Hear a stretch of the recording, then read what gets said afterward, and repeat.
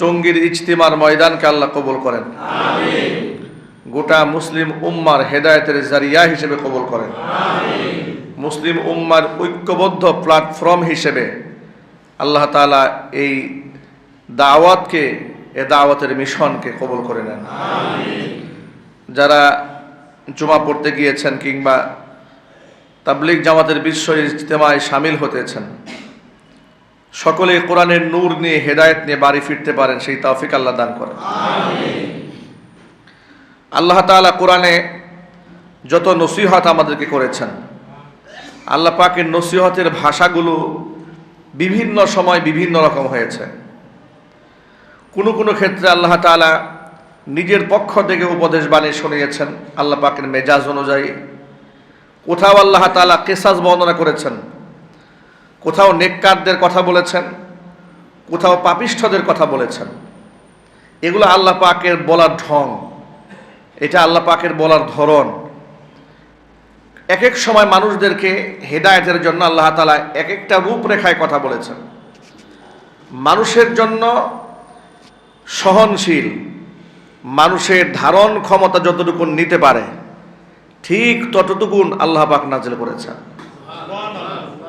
কোরআনে কারীম 30 পারা যদি একসাথে সব বিধিবিধান নাজিল হয়ে যেত, এটা হামল করা, বরদাস্ত করা, এটাকে গ্রহণ করা, এটা মানুষের জন্য অসাধ্য কঠিন হয়ে দাঁড়াতো। তাওরাত, জাবুর, ইনজিল যেমন একসাথে নাজিল হয়েছে, এগুলো ধারাবাহিক একটা একটা পার্টে নাজিল হয়নি, কিন্তু কোরআন 23 বছর সময় নিয়েছে নাজিল হতে। কত বছর? 23 বছর ধরে এটা ধারাবাহিক পর্যায়ক্রমে নাজিল হয়েছে। আল্লাহ সুবহানাহু ওয়া তাআলা মানুষের জন্য সহনশীল করে প্রেক্ষাপট অনুযায়ী যেখানে যতটুকু প্রয়োজন কোরআনকে আল্লাহ পাক ভাগে ভাগে ভাগে ভাগে নাজিল করেছেন। সূরাতুল মুমিনুন কোরআন মাজিদের একটি উল্লেখযোগ্য সূরা। এই সূরার মধ্যে আল্লাহ তাআলা উল্লেখ করেছেন জান্নাতুল ফিরদাউসের উত্তরাধিকারী কারা হবে। নবী করিম সাল্লাল্লাহু আলাইহি ওয়াসাল্লাম তিনি বললেন, ইদা সাআলতুমুল্লাহ, যখন তোমরা আল্লাহর কাছে কিছু চাবে, ফাসআলুহুল ফিরদাউসা, আল্লাহর কাছে যখন তোমরা চাবে তখন আল্লাহর কাছে জান্নাতুল ফিরদাউস চাবে। জান্নাতুল ফিরদাউস হচ্ছে জান্নাতের মধ্যে সর্বোৎকৃষ্ট স্থান। তোমরা রবের কাছে এই ফিরদাউস জান্নাত তামান্না করবে। জান্নাতুল ফিরদাউস কারা পাবে তাদের ব্যাপারে সূরাতুল মুমিনুনে সংক্ষিপ্ত আল্লাহ পাক আলোচনা করেছেন। আল্লাহ পাকের বলা ধরন হচ্ছে, শুরু থেকে আল্লাহ বলছেন, কদ আফলাহাল মুমিনুন, অবশ্যই সফল কাম ওই সমস্ত মুমিনরা, যে সমস্ত মুমিনদের মধ্যে এই গুণগুলো থাকবে। আল্লাযীনা হুম ফি সলাতিহিম খাশিউন, যারা নামাজে একাগ্রচিত্ত, নামাজের মধ্যে ইচ্ছাকৃতভাবে মন এদিক সেদিক করে না। মন যদি এদিক সেদিক চলে যায়ও, সে সাথে সাথে নামাজের দিকে মনোনিবেশ করে। নামাজের মধ্যে একাগ্রচিত্ত থাকার টিপস হলো, সূরাত হলো এই কথা মাথার মধ্যে আনা, আমার রব যিনি কুল কায়নাতের স্রষ্টা, আসমান জমিনের স্রষ্টা, নক্ষত্ররাজির স্রষ্টা, সেই স্রষ্টার, এই বিশাল স্রষ্টার সামনে, এমন ক্ষমতাধর বাদশার সামনে আমি গোলাম দাঁড়িয়ে আছি, তিনি আমাকে দেখতে পাচ্ছেন। এই চিন্তা মাথা আসলে অটোমেটিক মানুষের মন নামাজের প্রতি স্থির হয়। একটা আরেকটা টিপস হচ্ছে, নামাজের মধ্যে যখন ব্যক্তি তাসবিহ তাহলিলগুলো পড়তে থাকে, সূরা পড়তে থাকে, তখন সূরার অর্থ জানলে অর্থের দিকে মনোনিবেশ করা। ইমাম সাহেব জাহারি কিরাতে মাগরিব, এশা, ফজর নামাজে তেলাওয়াত করে আয়াতের অর্থগুলোর প্রতি খেয়াল করতে হয়, তাহলে নামাজের প্রতি মন থাকে। এটা হচ্ছে দ্বিতীয় নাম্বার টিপস। তৃতীয় নাম্বার, যে নামাজ আল্লাহর পক্ষ থেকে বান্দার জন্য শ্রেষ্ঠ উপহার, আল্লাহকে পাওয়ার জন্য। ওয়াসজুদু আক্তারিব, সিজদা দিলেই বান্দা আল্লাহর নিকটতম হয়ে যায়। এই কথাটা মাথায় রেখে যে আমার এটা জীবনের শেষ নামাজ হয়ে যেতে পারে।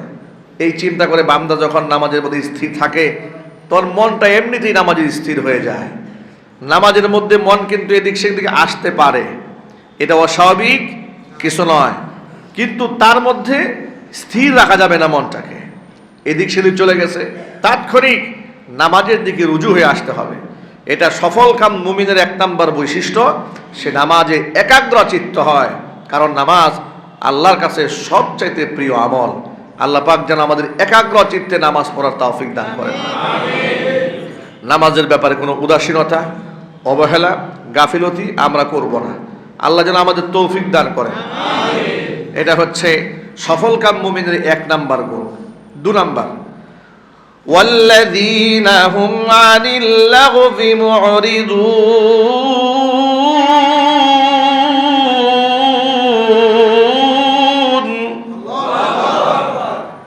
যে সমস্ত ব্যক্তিরা অনর্থক কাজ থেকে বিমুখ থাকে।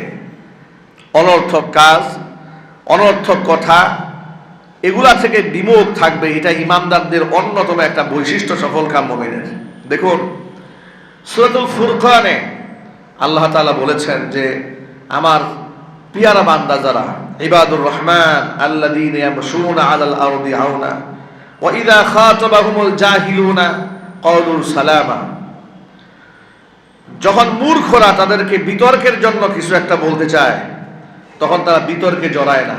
বিতর্কে না জড়িয়ে শান্তিময় কথা বলে সেখান থেকে তারা পাশ কাটিয়ে চলে যায়। এটা সফলকাম মুমিনের অন্যতম বৈশিষ্ট্য। তারা কোনোদিন অনর্থক কাজে মনোনিবেশ করবে না।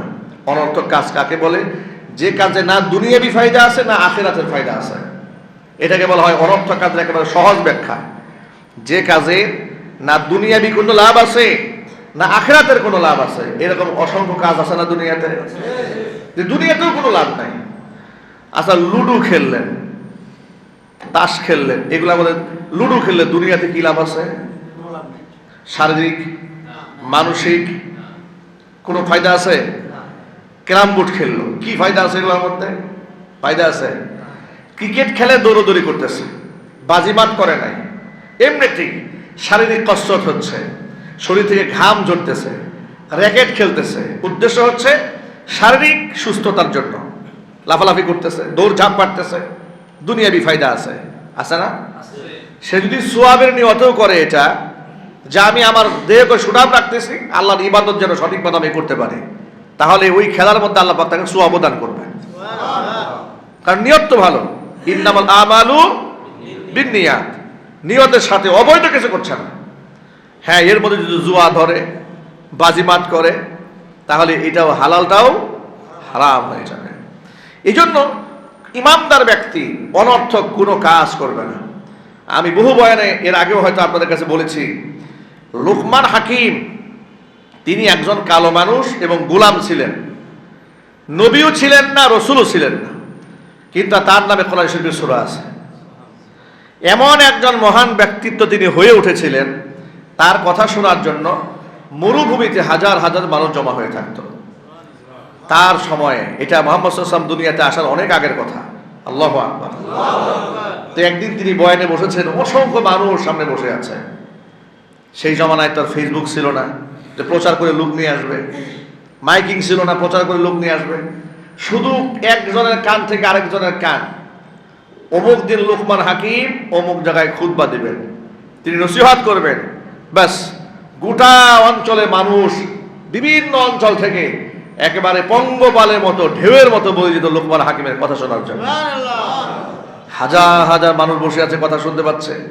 এমন সময় পেছন দিক থেকে একটা লোক মাথা উঁচা করে দাঁড়াতে চায়, আবার বসে পড়ে, দাঁড়াতে চায়, আবার বসে পড়ে।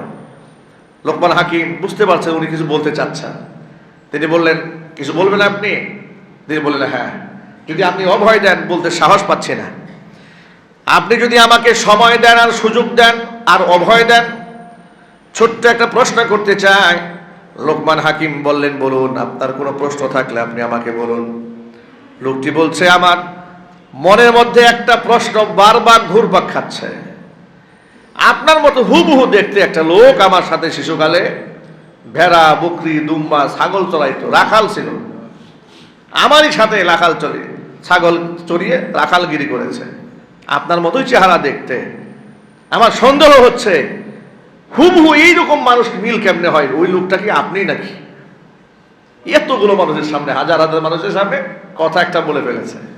এটা যদি আমাদের মতো স্বাভাবিক যদি কেউ হতো, আমাদের স্বাভাবিক মানুষের নিজাম হচ্ছে মানুষ অতীত ভুলে যায়। যখন সে বড়লোক হয়ে যায় তখন তার বাবা কি করেছে, দাদা কি করেছে, ইতিহাস সে স্মরণ করতে চায় না, লজ্জা পায়, শরম পায় যে আমি একসময় রিক্সা চালিয়েছি, আমি ফুটপাতে একসময় দোকানদারি করেছি, স্বীকার করতে চায় না। এত বড় একজন ব্যক্তি তার ব্যাপারে বলল, আপনার মতো একটা লোক আমার সাথে ছাগল চড়াইতো। লোকমান হাকিম বললেন, আল্লাহর বান্দা, যে লোকটা তোমার সাথে রাখালগিরি করেছে আমি সেই লোকমান হাকিম। লোকটা হতবাক হয়ে গেল। এখন তিনি নিশ্চিত হলেন যে হ্যাঁ, ইনি এই ব্যক্তি। তো আমি আজও রাখাল আর আপনি লোকমান হাকিম, এত বড় পার্থক্য হলো কেমনে? কি করে আপনি এত উপরে চলে গেলেন? লোকমান হাকিম জবাবে বলেন, আল্লাহর বান্দা, আমি কিছু গুণের উপর আমল করেছি, যে আমলগুলা করলে আল্লাহ পাক তোমাকেও লোকমান হাকিম বানিয়ে দিবে। কি আমল করেছেন আপনি? লোকমান হাকিম বললেন, আমি আমার জবানে অনর্থক কোনো কথা জীবনে উচ্চারণ করি নাই। আমি আমার জবানের হিফাজত করেছি। আল্লাহ পাক আমার জবানের মূল্য এত বাড়িয়ে দিয়েছে যে আমার কথা শোনার জন্য লাখো মানুষ জমা হয়ে যায়। অনর্থক কাজ করি নাই, অনর্থক কথা বলি নাই, মেহমানকে কখনো অসম্মান করিনি, চোখের খেয়ানত করি নাই, আমানতের খেয়ানত করিনি। এই সমস্ত গুণের কারণে আল্লাহ পাক আজকে আমাকে এই আসিম দান করেছেন। আমি উল্লেখ করতে চাচ্ছি, লোকমান হাকিমের মতো ব্যক্তি বলছেন, জীবনে অনর্থক কোনো কথা বলিনি বলে আল্লাহ পাক আমাকে লোকমান হাকিম বানিয়ে দিয়েছেন। জোরে বলেন সুবহানাল্লাহ। লোকমান হাকিমের ওয়াজ নসিহত গুলো আল্লাহ তাআলা সূরা লোকমানে নসিহত হিসেবে, পৃথিবীর মানুষের নসিহত, হেদায়েত হিসেবে আল্লাহ পাক উল্লেখ করেছেন। এত পছন্দ হয়েছে লোকমান হাকিমের কথাগুলো। কেন পছন্দ হবে না? এমন কথা বলেছেন, ইয়া বুনাইয়া ইন্নাহা ইন তাকু মিসকালা হাববাতিন, হে বুনাইয়া, হে ছেলে, একেবারেই সামান্য কোনো আমল যদি আসমানেও থাকে, একবারে প্রস্তর খণ্ডের মধ্যে লুকায়িতও থাকে, সেটাও লুকায়িত থাকবে না, মহান রব সেটাও তোমার কাছে নিয়ে আসবেন। যখন সুবহানাল্লাহ। ইয়া বুনাইয়া আকিমিস সালাত, তুমি নামাজ কায়েম করো। ওয়ামুর বিল মারুফ, মানুষকে সৎ কাজের আদেশ করো। ওয়ানহা আনিল মুনকার, অসৎ কাজ থেকে নিষেধ করো। ওয়াসবির আলা মা আসাবাক, বিপদ আসলে ধৈর্য ধারণ করো। কি সুন্দর সুন্দর নসিহত বাবা তার ছেলেকে করেছেন। আল্লাহ কোরআন শরীফের আয়াত দিয়ে বিশ্ববাসীকে লোকমানের নসিহত শিখিয়ে দিয়েছেন।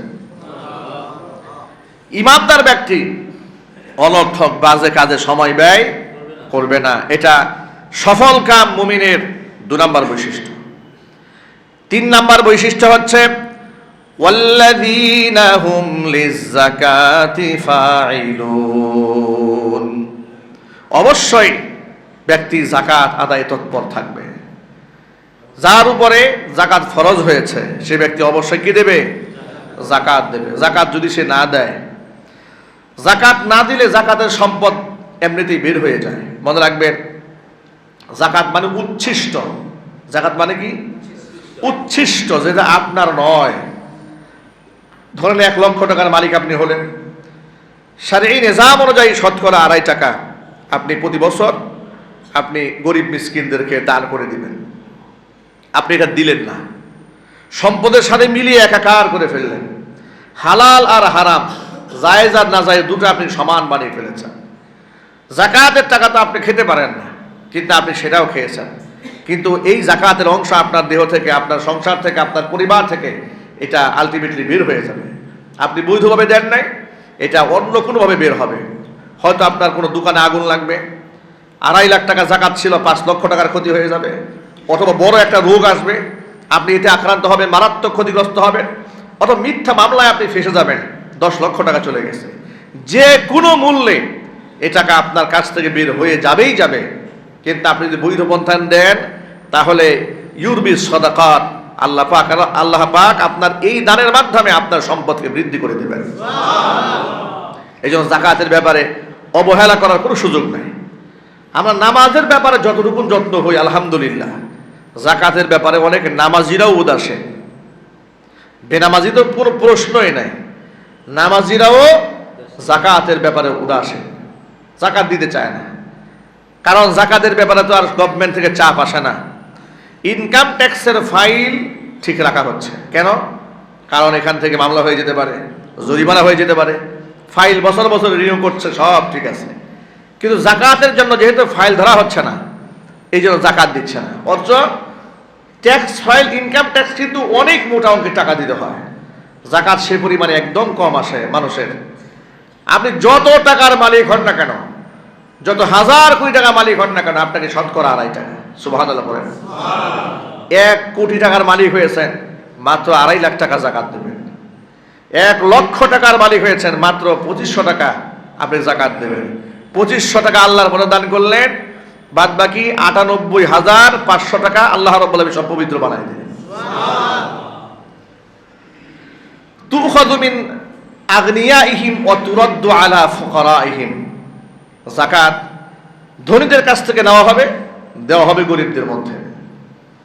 যদি আমাদের বাংলাদেশে মুসলিম দেশ, যেহেতু মুসলিমদের জন্য তো যাকাত সিস্টেম, অমুসলিমদের জন্য হচ্ছে কর, জিজিয়া দিতে হয়।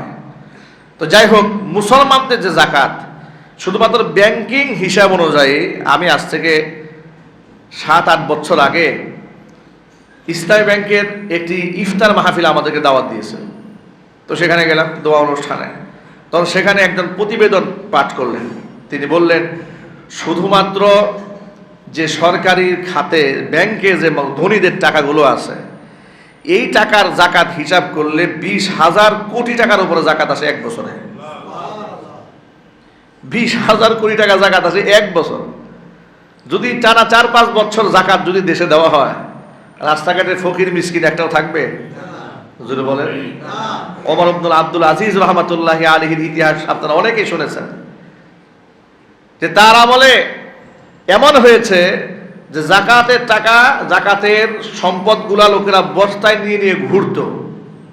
জাকাত কে নেবে, জাকাত কে নেবে, জাকাত নেওয়ার লোক খুঁজে পাওয়া যেত না। একটা গল্পের মধ্যে পড়েছিলাম, এক ভদ্রলোক তিনি জাকাতের টাকা নিয়ে ঘুরতেছেন, বস্তা ভর্তি টাকা নিয়ে ঘুরতেছেন, জাকাত দেওয়ার লোক খুঁজে পাচ্ছে না। এরকম খুঁজতে খুঁজতে আরেকজনে বের হয়েছে জাকাতের টাকা নিয়ে। তো একজনে দেখে আরেকজনে বস্তা নিয়ে আসতেছে, যার কাছে বস্তা নাই উনি মনে মনে ভাবলেন, যাক একটা ফকির পাওয়া গেছে, বস্তাওয়ালা ফকির, তাকে জাকাত দেবে, তাকে দাঁড় করেছে। ভাই আপনি আমার বাঁচালেন, আপনি দাঁড়ান, আপনারই তো আমি খুঁজতেছি। কেন খুঁজতেছেন আমাকে? আমি অনেক দিন ধরে, আজকে প্রায় 3 দিন ধরে ঘুরতেছি, জাকাত দেওয়ার লোক খুঁজে পাচ্ছি না, আপনারে পাইছি, আপনি টাকাটা নিয়ে আমার একটু বাঁচান। লোকটা বলে, আপনি কি আমার ফকির মিসকিন মনে করছেন? আমার এই বস্তার মধ্যে কি সিরা কাঠা তেনা মনে করছেন আপনি? আপনি কয়দিন ধরে ঘুরতেছেন? বলে 3 দিন ধরে। আমি 1 বস্তা টাকা নিয়ে আমি 1 সপ্তাহ ধরে ঘুরতেছি, আমি জাকাত দেওয়ার লোক খুঁজে পাচ্ছি না। আল্লাহু আকবার বলেন। আশ্চর্যের ব্যাপার হচ্ছে এই যে মুসলিমরা ইসলামের অর্থনীতিও ফলো করে না, ইসলামের আপনার রাষ্ট্রনীতিও ফলো করে না, যুদ্ধ নীতিও ফলো করে না, বন্দি নীতিও ফলো করে না, রাজনীতিও ফলো করে না, ব্যাংকিং সেক্টরে ইসলামের প্রয়োজন নাই, বিচার ব্যবস্থায় ইসলামের প্রয়োজন নাই। এমনকি অনেকেই এ কথা বলে খুব তৃপ্তি পায় যে রাজনীতির মাঠে ধর্মের কোনো দরকারই নাই, এটা বলে খুব তৃপ্তি পায়। কেন তৃপ্তি পায়? কারণ ধর্মের অনুশাসন যেখানে না থাকবে সেখানে তো বড় বড় বোতল খাওয়া যাবে, কোনো অসুবিধা নাই। কারণ বোতল খাইতে তো কেউ নিষেধ করে নাই, ধর্মেই তো নিষেধ করে। কথা বুঝেন না আমার? বোতল খাইতে কি রাষ্ট্র নিষেধ করে? রাষ্ট্র তো লাইসেন্স দিবে আপনাকে। রাষ্ট্র কি দেবে? আপনাকে লাইসেন্স দেবে। সুদ খেতে কি রাষ্ট্র আপনাকে নিষেধ করবে? রাষ্ট্র তো আপনাকে সুদ লোন দেবে, রাষ্ট্র তো আপনি নিষেধ করবে না। আপনাকে সুদে বাধা হয়ে দাঁড়ায় ধর্ম, মদে বাধা হয় ধর্ম, ব্যভিচারে বাধা হয় ধর্ম, চাঁদাবাজিতে বাধা হয় ধর্ম, খুন খারাপিতে বাধা হয় ধর্ম। ধর্মটাই তো বাধা হয়ে দাঁড়ায়, ঠিক কিনা বলেন? এখন রাজনীতির মাঠে আপনি ধর্ম রাখবেন না। উদ্দেশ্যটা কি? যাতে করে আপনি অবাধে ঠান্ডা মাথায় শয়তানি যা আছে সব করতে পারেন।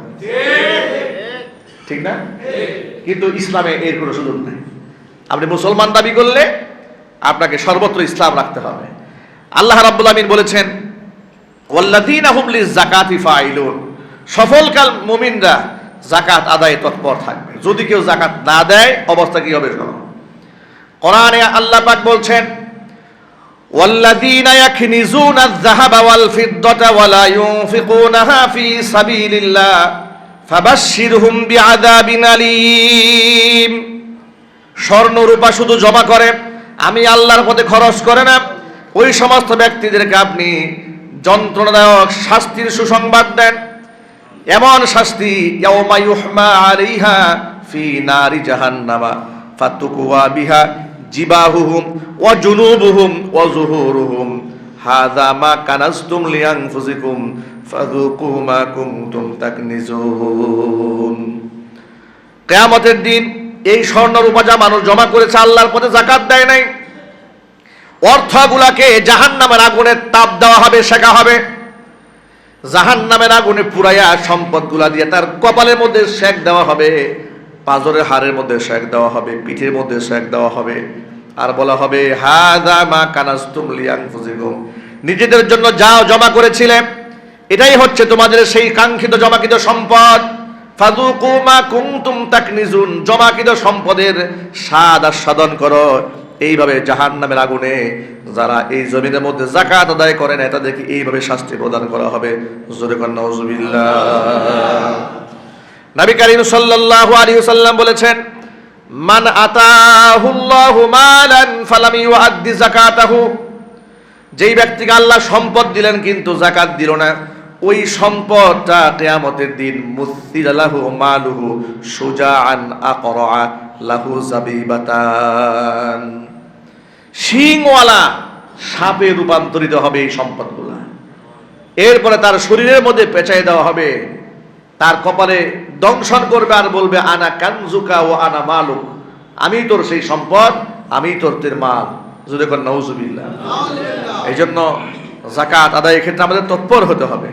কোরআন বলেছে ওয়ালা ইয়াহসাবান্নাল্লাযীনা ইয়াবখালুনা বিমা আতাহুমুল্লাহু মিন ফাদলিহি হুয়া খায়রাল লাহুম বাল হুয়া শাররুল লাহুম সায়ুতাওয়াকুনা মা বাখিলু বিহি ইয়াওমাল কিয়ামা।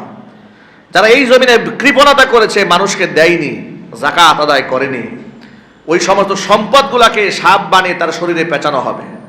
নাউজুবিল্লাহ বলেন। এই কথা কোরআনে লেখা আছে। কোরআনে কি ভুল লেখা আছে? মিথ্যা লেখা আছে? বিশ্বাস করেন।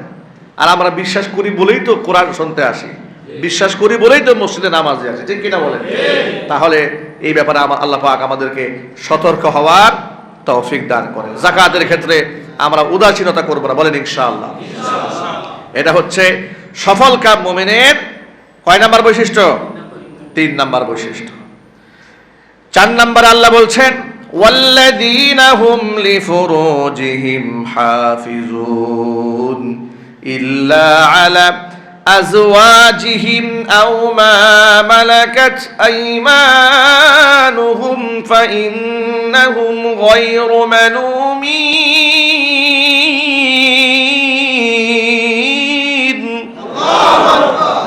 আল্লাহ পাক বলছেন ওয়াল্লাযীনা হুম লিফুরুজিহিম হাফিজুন, যারা লজ্জাস্থানকে হেফাজত করে। লজ্জাস্থানের হেফাজত করা ফরজ আইন। এই জন্য বিবাহ শাদীর ক্ষেত্রে বিলম্ব করা যাবে না, কারণ বিবাহ শাদী মানুষের লজ্জাস্থানের সংরক্ষণ করে।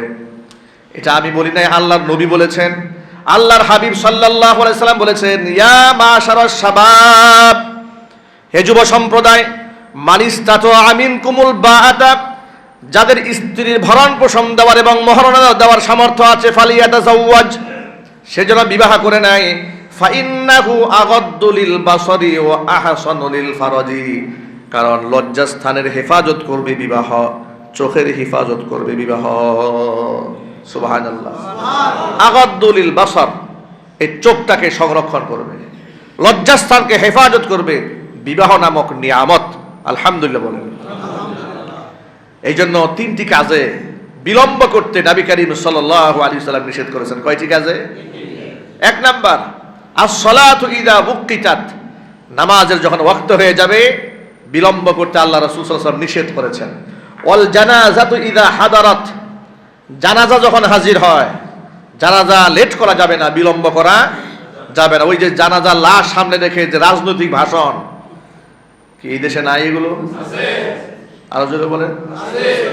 সামনে রেখে আহারে রাজনীতির কত ভাষণ। জানাজা তো রাজনীতির জায়গা না। আপনি মৃত ব্যক্তিকে দোয়া করেন, যত দ্রুত সম্ভব তাকে দাফন কাফন শেষ করে কবরে মাদফন করেন। আর ইদানিং দেখি দেশে একটা ফ্যাশন হয়ে দাঁড়িয়েছে, এই একাধিক জানাজা, একটা হয় ঢাকাতে, একটা হয় গ্রামের বাড়িতে, একটা হয় নানির বাড়িতে, একটা হয় রাজনৈতিক মাঠে, একটা ফুটবল মাঠে, নানাবিধ জানাজা। অথচ আমরা হানাফি মাসলাকের লোক, আবু হানিফা রাহমাতুল্লাহি আলাইহির ফতোয়া হচ্ছে জানাজা একবারই হবে। কয়বার? আরো জোরে বলেন। তো এই যে ফ্যাশন চলতেছে জানাজার নামে, ধর্ম সম্পর্কে জানতে হয়, ধর্ম আবেগ দিয়ে হয় না। আপনি বলবেন তো উনি তো ওখানে পড়তে পারে না, এই জন্য এখানে পড়েছে। আরে বাবা, জানাজা কি ফরজ আইন? হ্যাঁ, কথা বুঝেন না? জানাজা পড়া কি? আরো জোরে বলেন। কেফায়া মানে কি? ফরজে কেফায়া মানে হচ্ছে কওমের পক্ষ থেকে সকল শ্রেণী না গেলেও কিছু লোকেরা আদায় করলেই দায়িত্ব আদায় হয়ে যায়। কিন্তু সেই ফরজে কেফায়া তো আপনি ফরজে আইন বানায় রাখছেন। এখন উনি পড়েছে, আমি পড়তে পারি না, এখন আমি আবার নতুন করে পড়বো। উনি পড়েছেন, আমি পড়তে পারি না, আমি আরেকবার পড়বো। ধর্মটা তো আর এরকম আবেগ দিয়ে চলে না। এই জন্য এই ক্ষেত্রে আমাদের সতর্ক হওয়া উচিত। মুহাক্কিক মুফতিদের ফতোয়া নিয়ে জানাজার নামাজ অনুষ্ঠিত করবেন, বলেন ইনশাআল্লাহ। মনে চাইলেও রাস্তায় দাঁড়ায় গেছেন আপনি। আবার দেখেন গায়েবানা জানাজা, এটাও আমাদের বাংলাদেশে একটা ফ্যাশনের রূপ নিয়েছে। গায়েবানা জানাজার ক্ষেত্রে ফুকাহায়ে কেরামের দৃষ্টিভঙ্গিটা কি আগে বুঝতে হবে। এই যে গায়েবানা জানাজা, লাশ সামনে নাই, আপনি দাঁড়ায় গেলেন, এগুলা ইদানিং শুরু হয়েছে না বাংলাদেশে। রাজনৈতিক কোনো নেতা মারা গেলেও দেখি গায়েবানা জানাজা হয়। মানে এই যে অবস্থা শুরু হয়েছে, এটা বুঝতে হবে। নবী করিম সাল্লাল্লাহু আলাইহি ওয়াসাল্লাম যে বাদশা নাজ্জাশীর গায়েবানা জানাজার নামাজ আদায় করেছিলেন জীবনে একবার যা আদায় করলেন, এটা রহস্যটা কি? ফুকাহায়ে কেরাম এই ক্ষেত্রে বলেছেন যে আল্লাহ নবী সাল্লাল্লাহু আলাইহি ওয়াসাল্লাম জীবনে একবারই গায়েবানা জানাজা পড়েছিলেন, এটা রাসূলের জন্য খাস। কেন? কারণ রাসূলের সাল্লাল্লাহু আলাইহি ওয়াসাল্লামের জীবদ্দশাতে অসংখ্য সাহাবীরা জিহাদে শাহাদাত বরণ করেছেন। তো সেই হিসেবে শত শত কিলোমিটার দূরে সাহাবীরা শাহাদাত বরণ করেছেন। যদি গায়েবে জানাজার নিজাম পরেও থাকতো, তাহলে সাহাবীরা মক্কাতে, মদিনাতে সব জায়গায় তো জানাজা নামাজ পড়তেন, ঠিক কিনা বলেন? কিন্তু এমন ঘটনা কোথাও ঘটে নাই। তাহলে আমরা এই রেওয়াজটা কেন চালু করব? গেল এক। তবে হ্যাঁ, অন্যান্য ইমামদের মধ্যে এই ব্যাপারে ইখতিলাফ আছে।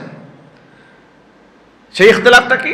যে হ্যাঁ, বিশেষ কোনো ব্যক্তি যদি হয়, মানে অনেক মাশহুর, অনেক প্রসিদ্ধ ব্যক্তি হয়, হাম্বলি মাযহাবে ফতোয়া আছে। যেমন এখনো পর্যন্ত মক্কা মদিনাতে দেখবেন বিশিষ্ট ব্যক্তিদের, খুব বড় ব্যক্তিদের গায়েবা জানাজা হয়, কিন্তু তারা হাম্বলি মাসলাকের ফতোয়া ফলো করেন। আমরা তো হাম্বলি মাসলাকের ফতোয়া ফলো করি না, আমরা ইমাম আবু হানিফা রাহমাতুল্লাহি আলাইহির মাসলাককে ফলো করি।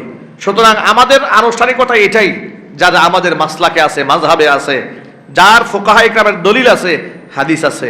সুতরাং ইবাদত করার ক্ষেত্রে আমাদের সতর্ক থাকতে হবে যে আমি যা করছি সেটা সঠিক কিনা, নাকি আমি ভুল পথে আছি। আল্লাহ পাক বুঝে আমল করার তৌফিক দান করেন। আমিন। কথা বুঝতে কষ্ট হয়েছে?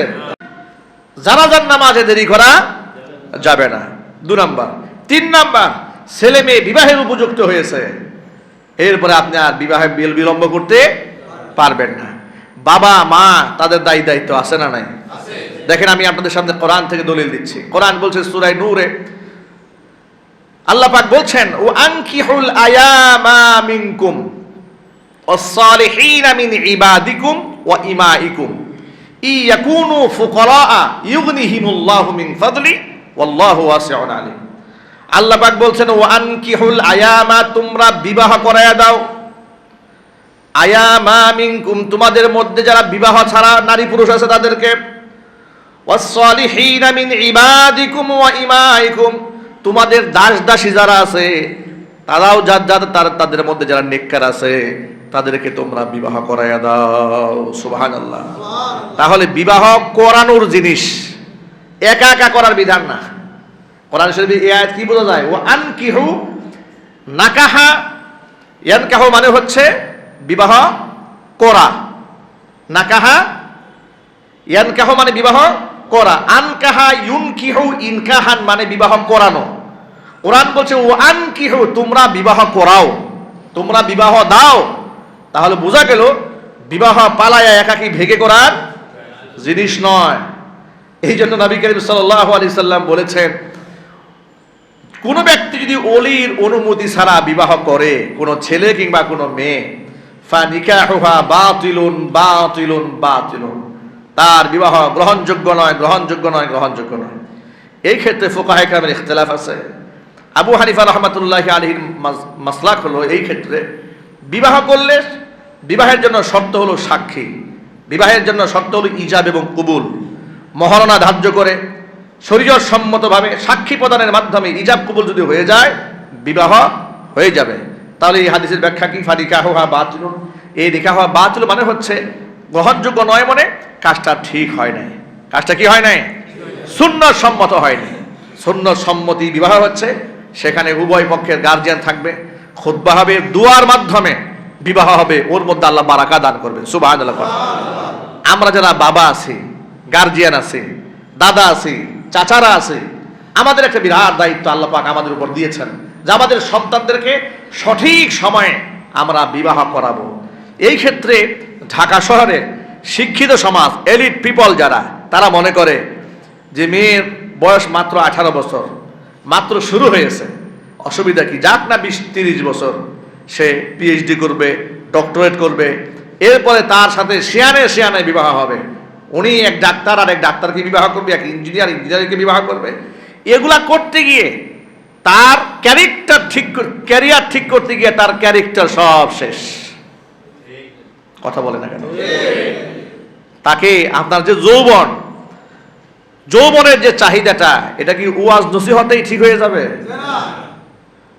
কথা বুঝেন না? দোয়া করলে ঠিক হয়ে যাবে? পৃথিবীর কোন পলিসিতে আপনার শারীরিক চাহিদা যেটা, এটা মিটবে না। নবী করিম সাল্লাল্লাহু আলাইহি ওয়াসাল্লাম বিবাহের ক্ষেত্রে বলেছেন, আন নিকাহু নিসফুল ঈমান, বিবাহ ঈমানের অর্ধেকটা। যে বিবাহ করলো, ঈমান অর্ধেক এমনি পূর্ণ হয়ে গেল, বাকি অর্ধেকটা পূরণ করবে আমল দিয়ে। কল সুবহানাল্লাহ। কেন বললেন? বিবাহ অত্যন্ত গুরুত্বপূর্ণ একটা ব্যাপার।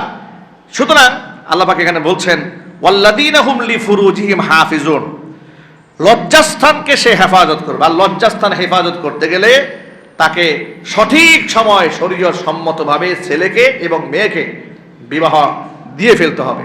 আমরা এই ক্ষেত্রে আমি নিজে সচেতন হব, আপনাদেরকেও সচেতন হওয়ার আহ্বান জানাচ্ছে। রাজি আছেন না ইনশাআল্লাহ? সৎ পাত্রস্থ করবে, বলেন ইনশাআল্লাহ। একেবারে বুড়া বানায়া ছেলেকে বিবাহ করায় কোনো লাভ নাই। মেয়েকে বুড়ি বানায়া বিবাহ দিবেন, ওই সংসারে সুখ হবে না। সুতরাং ইসলামের নীতিমালা এখানে সর্বোচ্চ নীতিমালা। আল্লাহ পাক বুঝে আমল করার তৌফিক দান করেন। টাইম শেষ নাকি? 1:00 বেজে গেছে। আজ সংক্ষেপে শেষ করে দিচ্ছি। ওয়াল্লাযীনা হুম লিফুরুজিহিম হাফিজুন ইল্লা আলা আজওয়াজিহিম আও মা মালাকাত আইমানুহুম ফাইন্নাহুম গায়রু মালুমিন। লজ্জাস্থান ব্যবহারের জায়গা হচ্ছে তার স্ত্রী, তার নিজের আয়াত্তের দাসী। দাসীর বিধানটা স্ত্রীর হুকুমের মতো। দাসীর বিধানটা যেহেতু আমাদের অঞ্চলে দাস দাসীর প্রথা এখন নাই, দাসীর প্রথা কখন হয়? এটা রহিতও হয় না। যদি কাফেরদের সাথে মুসলমানদের জিহাদ হয়, যুদ্ধ হয়, তো কাফেরদের মালামালগুলো গনিমতের মাল হয়, তাদের স্ত্রী কন্যাগুলো মুসলমানদের দাস দাসী হয়। যদি অমুসলিমদের সাথে আবার কোনোদিন মুসলমানদের লড়াই হয়, জিহাদ হয়, তাহলে অবশ্যই মুসলিমদের নারী স্ত্রীগুলা মুসলমানদের দাস দাসী হবে। এরপর আল্লাহ পাক বলছেন, ফামানি বিতাগা ওয়ারা যালিকা ফাউলাইকা হুমুল আদুন। লজ্জাস্থান স্ত্রী ছাড়া যদি বৈধ খাত ছাড়া অন্যত্র ব্যবহার করে, তাহলে সে হবে সীমা লঙ্ঘনকারী। আল্লাহ পাক আমাদের লজ্জাস্থানে হেফাজতের তৌফিক দান করেন। এরপর আল্লাহ পাক বলেন, ওয়াল্লাযীনা হুম লিআমানাতিহিম ওয়া আহদিহিম রাউন। আমানতের ব্যাপারে তারা যত্নবান থাকে, ওয়াদার ব্যাপারে যত্নবান থাকে। আমানত মানে খালি শুধু গচ্ছিত টাকার নামই আমানত নয়। আপনার কাছে যদি কেউ টাকা পয়সা না থাকে রাখে, আমার কাছে কেউ যদি টাকা পয়সা না রাখে, এরপরেও আমার কাছে আল্লাহর দেওয়া অনেক আমানত আছে, ঠিক না? আমার চোখ আল্লাহর দেওয়া আমানত, আমার সুস্থতার নিয়ামত আল্লাহর দেওয়া আমানত, আমার সন্তান আল্লাহর দেওয়া আমানত, আমার টাকা পয়সা আল্লাহর দেওয়া আমানত, আমার এই রিজিক আল্লাহর দেওয়া আমানত, আমার হাত আল্লাহর দেওয়া আমানত। এটাকে আমি খিয়ানত করতে পারবো না, আমার চোখের খিয়ানত করতে পারবো না। চোখ যে খিয়ানত করে এটা কোরআন বলেছে। দেখেন কোরআন বলছে ইয়ালামু খাইনাতাল আয়ুন ওয়া মা তুখফিস সুদূর। আল্লাহ রাব্বুল আলামিন, আমি আল্লাহ তোমাদের চোখের খিয়ানত আমি জানি। সুবহানাল্লাহ বলেন। আমার এই আয়াত পড়ে মানে আল্লাহ পাক কত সূক্ষ্মভাবে বান্দাকে বলেছেন ইয়ালামু খাইনাতাল আয়ুন, তোমাদের চোখের যে খিয়ানত, মানে তোমরা যে এইরকম বাঁকা চোখে তাকায় থাকো, এই খবর কিন্তু আমি আল্লাহর কাছে আছে। আল্লাহু আকবার বলে। সুতরাং এই চোখ আল্লাহর দেওয়া আমানত, এর খিয়ানত করা যাবে না। ওয়াহদিহিম রাউন, ওয়াদার ক্ষেত্রে যত্নবান হতে হবে, আমানতের ক্ষেত্রে এমন ভাবে যত্নবান হতে হবে। হিজরতের ঐতিহাসিক ঘটনা আপনারা সকলে জানেন। নবী করিম সাল্লাল্লাহু আলাইহি ওয়াসাল্লাম রাতের আধারে হিজরত করে বের হয়ে যাচ্ছেন, শত্রু বাহিনী চতুর্দিকে দাঁড়ায় আছে। তখন রাসূলের কাছে আমানতের টাকা, আল্লাহর নবী আমানতের টাকাগুলা মক্কাতুল মুকাররমার লোকদের হাতে পৌঁছে দেওয়ার জন্য এমন কঠিন মুসিবতে হযরত আলীকে দায়িত্ব দিলেন, আলী তুমি থেকে যাও, আমি তো চলে যাচ্ছি, এই টাকাগুলা অমুকের, এগুলা আমার হয়ে তুমি তার প্রত্যেকের বাড়িতে বাড়িতে পৌঁছে দিও। আমানতের ব্যাপারে এমন যত্নবান মুহাম্মদ সাল্লাল্লাহু আলাইহি ওয়াসাল্লাম ছিলেন। আল্লাহ পাক আমাদের যত্নবান হওয়ার তৌফিক দান করেন। এরপরে আল্লাহ পাক বললেন ওয়ালা ওয়াল্লাযীনা হুম আলা সালাওয়াতিহিম ইউহাফিজুন, শুধুমাত্র নামাজে একাগ্র চিত্তে পড়লেই হবে না, সব নামাজের ব্যাপারে ব্যক্তিকে যত্নবান হতে হবে। এই কোয়ালিটি যাদের মধ্যে থাকবে উলাইকা হুমুল ওয়ারিসুন, এরাই হবে উত্তরাধিকারী। কিসের উত্তরাধিকারী? আল্লাযীনা ইয়ারিসুনাল ফিরদাউস, যারা জান্নাতুল ফিরদাউসের উত্তরাধিকারী হবে। হুম ফিহা খালিদুন, তারা চিরদিন সেখানে থাকবে। আল্লাহ পাক যতগুলো গুণ এখানে আছে, এখানে অনেক লম্বা লম্বা কথা, এর এক একটা আয়াত নিয়ে একদিন কথা বলা যাবে, এক একটা হরফ নিয়ে 4-5 দিন ওয়াজ করা যাবে, কিন্তু আমাদের হাতে তো লিমিট টাইম। আল্লাহ তাআলা এই কথাগুলোর উপর আমাদের সকলকে আমল করার তৌফিক দান করেন, আমিন। ও আখিরু দাওয়ানা আনিল হামদুলিল্লাহি রাব্বিল আলামিন। যারা 4 রাকাত সুন্নত নামাজ আদায় করেন মেহেরবানি